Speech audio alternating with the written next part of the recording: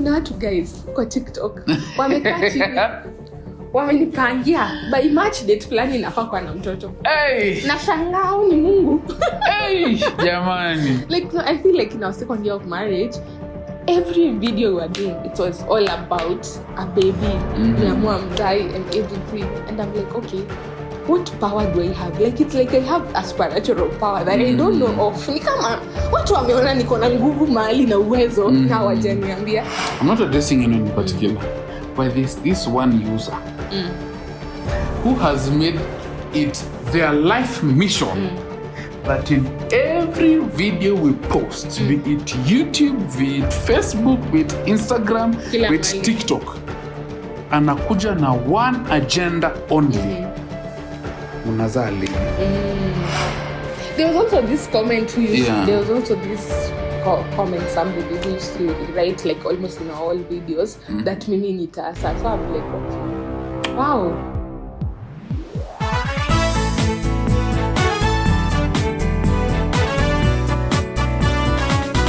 What's up?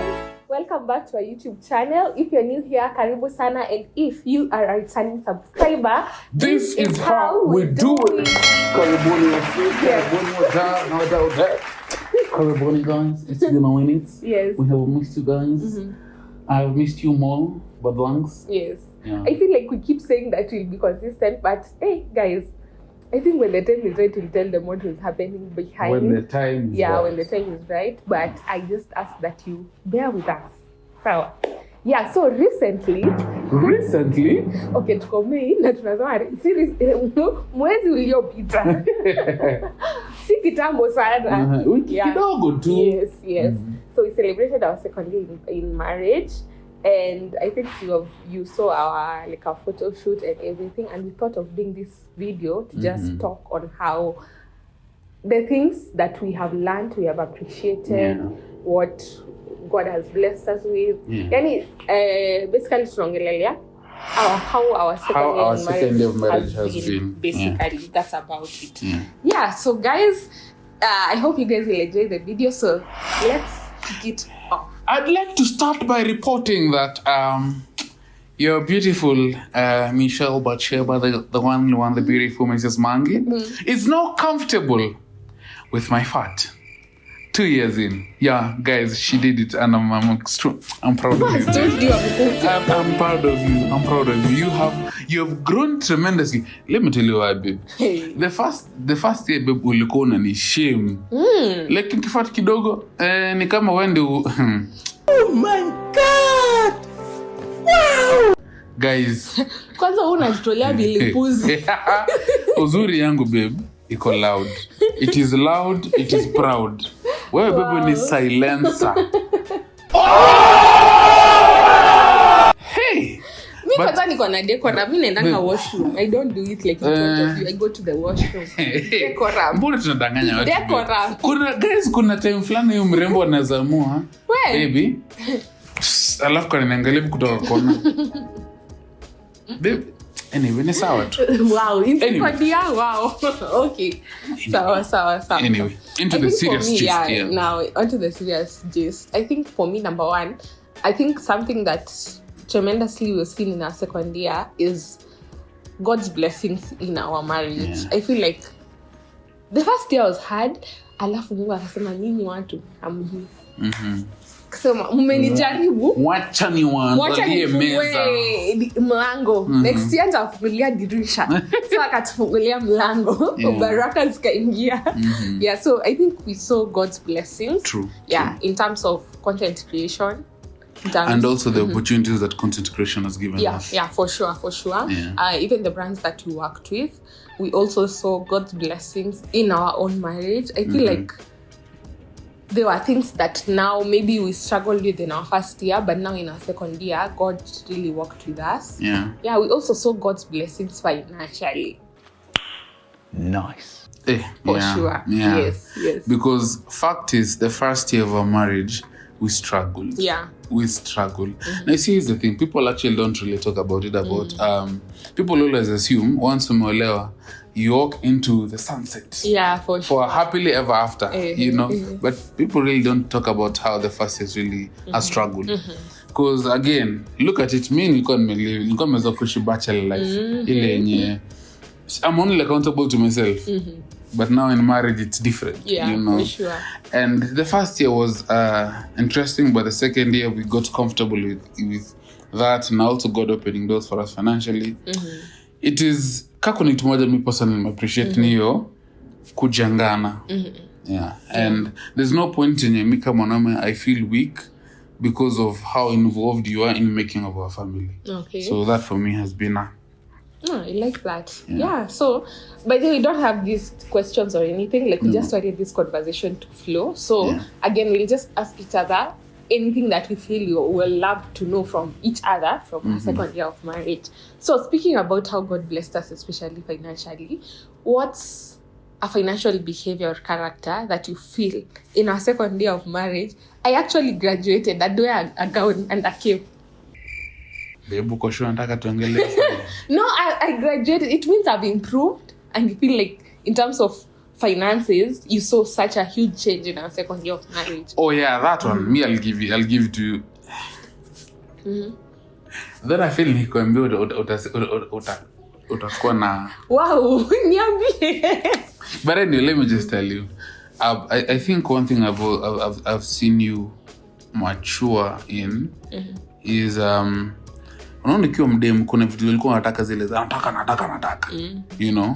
But in a second year of marriage you've been able to prioritize things that not only matters to us but something that itatujenga sisi wote, not self satisfaction. You know, and I've seen that upfront na like you see this zile moment comes as I'm proud. Like those are the moments. Yeah. I love of course in narrative yenye watu nafikiria you are the slay queen, you really don't do much, and also that in tandem kind of affects your financial decision. I've honestly not experienced that with you. Like we can actually sit, agree, we can say, hey babe, strap up, eat, tutakunywa turungi for the next 1 week, and you'll be like, sawa babe, we're doing it together. So I want to give you flowers on that. Yeah, but hypothetically, yes. that I also feel like I improved in terms of when you used to go to the supermarket, you used to complain that I used to go and buy things out of budget. I feel for a second year of marriage, guys, because right now tunasema shopping kama ni 10k na na stick kwa guys kalamba down. True. I'll give it to you. Yes. I feel for sure. Na mimi? I feel for me where I feel like you have honestly really matured in terms of finances is thinking of yourself as well. Because I feel like you used not to think of much of yourself like like uko unaona hata sense mbona nibaki at or ni buying nguo or anything. I feel like for you your priority was your family, your home, basically maybe the bills, vitu kama hizo, but now just seeing how much sometimes you spare even zile za nitabai ama ukiona kitu you are just not afraid to spend on it. Well, I think actually that was a problem. Yeah, for sure. In the first few months of our marriage, because mimi siko mtu wa kuspend. Like, I feel like maybe to just expound a little, mtongo alikuwa let's assume today ako na 10k. To assume hiyo ndio pesa ako nayo. Atalipa rent. Okay, to assume rent ni kama 2000, alipe rent, alipe stima, alipe maji, abai food, ajue kuna food kwa nyumba and everything. Hiyo yake kwake imetosha. Alafu maybe hata hana like hajaona maybe kiatu yake anahitaji kiatu mpya. Pesa imebaki, tu assume imebaki 4000. 4000. Acha nilipe rent hiyo month nyingine tena. Like but no, he was not thinking of himself.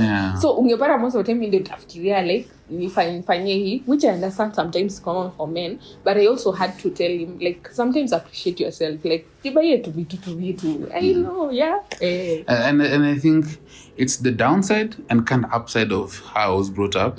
Like I'm not complaining, I'm pretty much appreciating, but also realizing that unajua ni aje maze, I'm also living in this life. I'm not somebody who's just coming here to pay bills and all. Appreciate yourself. Jipenda, guys. So okay. Jipenda. I like that. Okay. So now I think something else I would like us to have a conversation on is what was your biggest scare in our second year of marriage? I feel like for me, my biggest scare was taking the risk. Because I feel now in our second year of marriage, we were more inclined as well to content creation. of course tuko na the basics, camera nini, equipment, blah blah blah, but just taking the risk and trusting in God to take the lead even when he did have those things. Yeah, because in our second of marriage we realized that we could improve our qualities on TikTok, on YouTube, and of course it came with our team, of course, but just trusting God to take the lead. We didn't know how it will end up, but I feel that for me was a scare. But when you see it's a scare, I want to magnify it because I feel make a humble palette. Let me just explain it in a proper way, okay? Us taking content creation a serious way and us saying it's a team, then that means one, we have to actually, like, it's a schedule that we actually have in a week. We shoot a number of times. We go through the content creation process where we actually see, we discuss and whatnot. There's a financial aspect where we have to, incur costs to get equipment for production, even to pay the skills that we have, that we need. Those skills, the skill guys we need on set. There is also the logistic hizo vitu zote. Alafu pia last year ndio actually go all the way to get mpaka laptop. Yeah, for sure. So that was a financial bite, a huge bite. But I feel like in that season I learned, you see how God says even in the Bible that I will bless the works of your hand. Like literally, if you don't put your hands to work, there's nothing is going to bless. Yeah, so I think us just pushing ourselves and putting our hands to whatever we wanted to do, we also saw the blessings of God. Like for real, he took charge of those situations. Yeah, and for me also something that I think appreciated in our second year is us being able to harness our capabilities. Like you'd find maybe really good at doing, research, dive into things that could be interesting, things that we could shoot and whatnot. And therefore, me also handling the business bit of it, where we do client facing, we do production, quality checks of our content and whatnot. And also empowering each other, like what do you need? Do you need this to enable you? That for me was like a game changer. Because in a sense, it gave us responsibilities on the brand that we're building. And also, like, unazile times that unallow naenda meeting, alafu, like, I have to come back and I have to give a report. So it's not babe it's not a pillow talk. It's actually, we are having a discussion about our business.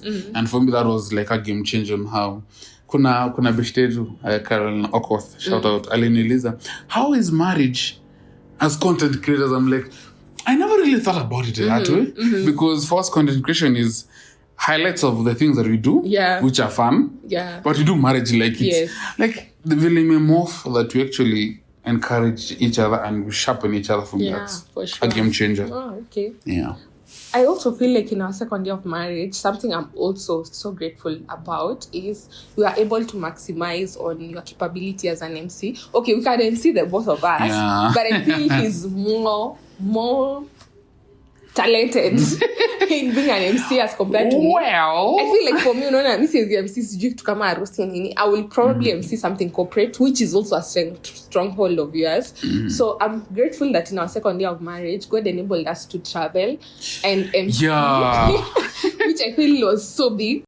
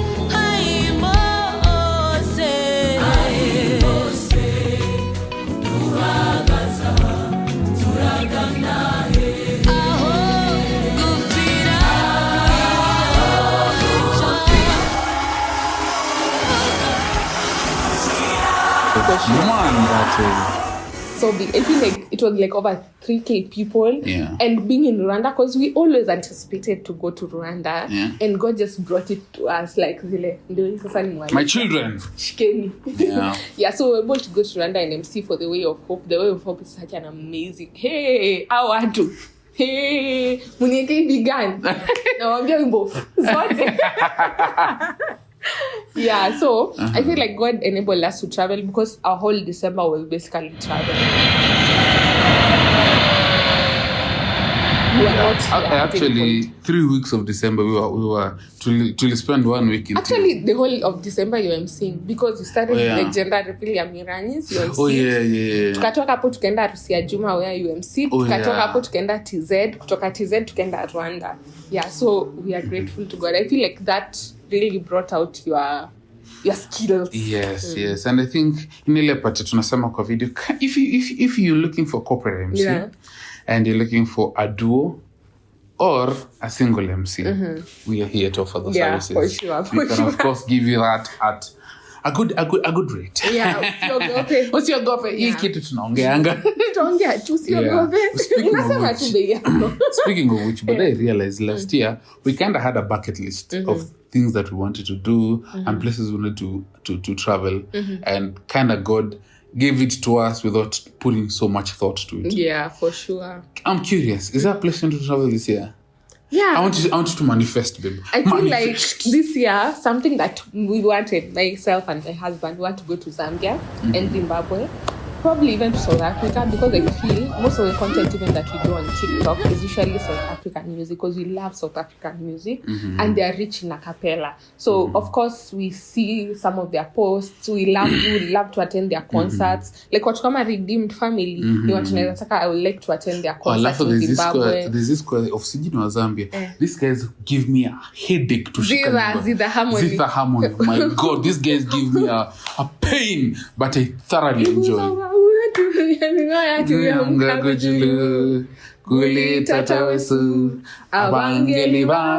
Halafu sasa, apart from having the pain to shika hizo, I have a guy called Joshua Photography. This guy thoroughly enjoys harassing me. By this jini kama, yani anapationga extra. Even unalipo, lakini nakuongezea 2,000 utese samima. Upoje mtesa kafinye bado anapumua. Bado kanapumua finya. So so I feel like this year, of course, we want to visit the southern South African countries. African countries.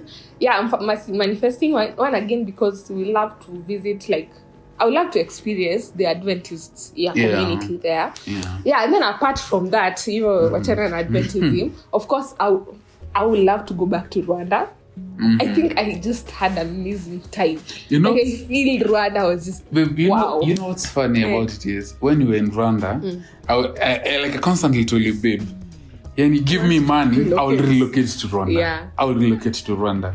Despite the whatever, like I thoroughly enjoyed. Your time will cause okay.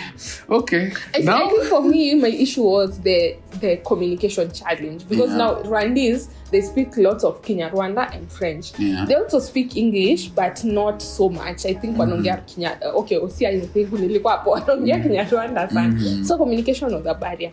But every other thing, food was like Kenyan. Beautiful. Food probably I didn't enjoy in Rwandan experience was the fish, because again I think the fish in a bread. I think maybe in ponds or anything, something like that. Yeah, so that. But I would love to visit Rwanda for sure again. Yeah. Anyway, babe, we're talking about a second year. Yeah. Before we get to subtract, what's the one thing you think you have learned about marriage for the 2 years we have been together? I think for the 2 years that we have been together is extending grace. I feel like, so we were talking this with my husband where we were saying we feel like love is a choice that you make every day. Of course, it's a feeling as well. You love this person. But gradually as you grow, I can say the first time when I met you, of course I had butterflies. They are not there right now. They have matured. They are flying around. But every day I'm constantly choosing to love him. And when I say choice of marriage, I mean the choice comes with grace, it comes with forgiveness, it comes with mercy, it comes with, you know, it. I feel like in marriage, nimekuwa tested even in patience. Because that's a package that comes with love. Yeah. You know? It's like, unavenda tu mzuna. Yani, hata kufanya nini. And I feel now in marriages where you understand what God's love is to us. Because if you can constantly love this person, even when I make bo, because sometimes to argue in my head, I'm like, Sasa who you? Yes, I still love you. I'm like, Sasa seriously. But now I've gotten to understand even what God's love to us literally means. You know, when you say that, I remember there's the Oscar award-winning actress Viola. She once said that when you look at the person who you are with, and you just want to murder that person, but then you're like, my life won't be as amazing despite how I feel right now. Like that's how love. That's love. Yeah, I mean, sure. because again, the number of times that we've just wanted to be like, ni mob. But just to also add on the aspect of grace, nile una realize, unajua ni aje? I took my vows and I said, until death do us part. Like, God forbid, yes, of course, there are like the statistics show marriages and book and whatnot. But us, we're not holding to our strength. Yeah. We're holding to God's capability to help us, you know, sustain the marriage. Sure. And kwa wale ambao mnasema tutaachana, uliza God. We cannot say Mungu anything. ni nani? Uliza God. Yeah. Yeah, so for me, for sure, I feel like that's something huge that I've learned. And also just understanding that in marriage, every year, every time you guys are growing. So, and it's a learning curve, because we get into marriage and hujapewa manual, uko tu na certificate ya shule yenye ujaenda, but you are learning every day. So I have to learn to extend the grace to my partner, same to him only. Something that I think for me I've thoroughly appreciated about marriage is the aspect of growth. Now, the first year of our marriage, I used to joke this a lot, that manze, get someone who really understands you, who amesoma. It does not have to be like the 844 system, but someone who's well knowledgeable.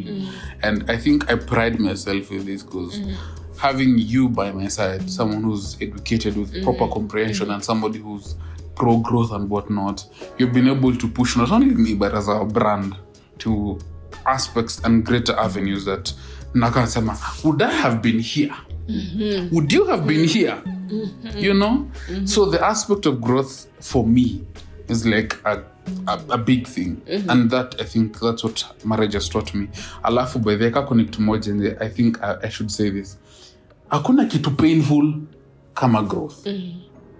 Painful kwa sababu it pushes us to uncomfortable places. Yeah, for sure. You know, and we have been to the uncomfortable places. Juicy baby, you're joking that next year's birthday, keki yangu itaundwa. No, usiwaambie ngoje next year And it's in your cake. Taonyesha. The kind of person that I've been. Yeah. But just appreciating that, yes, as much as it's a joke, it comes from a point of heart, but a point of growth. That had we not gone through that experience, I wouldn't have been this kind of man. Yeah. That I'm able to protect my family through all these things. Even as we wrap up this conversation, I think something else for me I will highlight in our second year of marriage is I realized during the end of our second year in marriage, that's February and March, I realized that my friends were going through so much that I did not realize how much it took a toll on me. Not in a bad way, of course, because one thing with us, we're always there for our friends, no matter what. But in that season between February and March, I was so invested in my friends and what they were going through that it took so much of a toll, even on the both of us. And it just taught us so much in that season. In that season, we learned so much. Again, we are not saying it in a bad way. Please note, we are not saying it in a bad way. It taught us so much because, number one... about life, about seasons. About seasons, because we also lost our very close friend. And during that season of loss, it was so hard to process. So we say to Algonga, like life in a... Hey, and now I have my friend as well who's lost their brother, and I'm like, I feel that season was so hard. And now even seasons where my friend were undergoing so many things, and it just taught me so much to pray for my friends, and to support them. See it too financially and everything, but even just being there, I feel like even being there I saw how much it meant to our friends, and I'm just praying for them in this season. Yeah, I didn't skip clear. Because of yeah, but guys, it taught me an important lesson where our friends might be going through so much, but just being present. Unaona kata watu wakisema present father. Aiongeleangi financially, but presence. I think being present and just walking with them in the journey, because when you walk with them, you also get to understand. I feel like right now I'm being emotional because I understand where my friends are at right now in this season. So yeah, I think March na February, as we are closing our year, it taught us so much on life and friendship. Yeah, just to add voice to what you've said is that manze kako nikipia nimelan na life iko na different seasons. And the most two things, have a good support system who are true to you, not for sure or anything, just have people who are true to you. And there's this one primary thing, never say it can never happen to you. Yeah, for sure.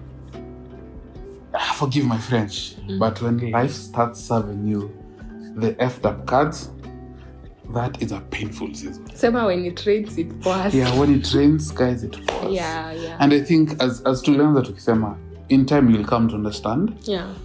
Nizile za manze. Sasa nifeel hata kuongelea kitu sasa. No, acha niseme hivi. In your worst seasons, that's when you get to know your true people. Yeah, for sure. In your worst seasons, that's when you get to know your true people. For sure. And for me, I think one thing I've also appreciated through as we close up to our second year is, I think our second year, God gave us privilege to make a lot of friends. Yeah. Both good and bad. And towards the last year of our marriage, I learned two things. One, to say no. And two, to call people out, because I was always the gracious person. Yeah, for sure. Not to self-elevate myself, but even in our circle of friends, like my husband, ange call out, ange pia grace, chance, forgiveness, a pamper, evil. But I feel like, especially when you turn 30, oh my God, like ulikuwa kuja tu hivi. No, like on your honest, he's like, yeah, I did not appreciate this, what you did. And initially, he was not that type of person. I was not. Yeah. And I think that also called a lot about emotional intelligence. Yeah, for sure. Because when you're emotionally intelligent, you get to realize, no, this is like mtu overstep.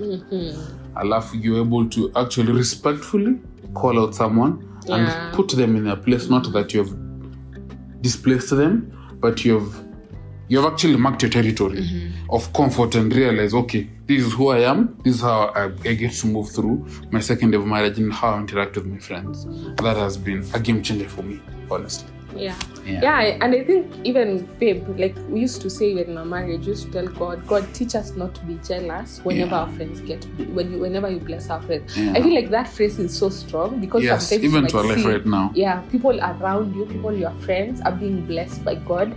And of course you're happy to them, but kuna hiyo kitu inaitwa jealousy. Inakuja unaona. Inakanga tu mahali fulani na kuangalia. Na mimi kwa nini ni blessed, but constantly we tell God that teach us always not to be jealous, but to be happy to walk in our friends' blessings. And even during that season, I remember I was just telling God that even in this season, the way I said that teach us not to be jealous, I pray that in this season where our friends are going through so much, teach us to be present when it rains in their homes. Like teach us to be present.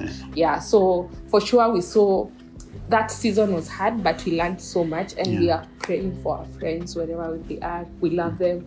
We are there for you always. Yes. Hii ile part tunajiuliza, yani hakuna vile tu tunaweza rewind tubaki tukue watoto. Because adulting, si rahisi. Anyway, tukimalizia, ni wapi watu wamekuchokoza in your second year of marriage? Akisikumbuke usema.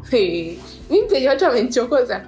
Kuna watu guys kwa TikTok wamekaa chini wamenipangia by March date fulani nafaa kuwa na mtoto. Nashangaa ni Mungu.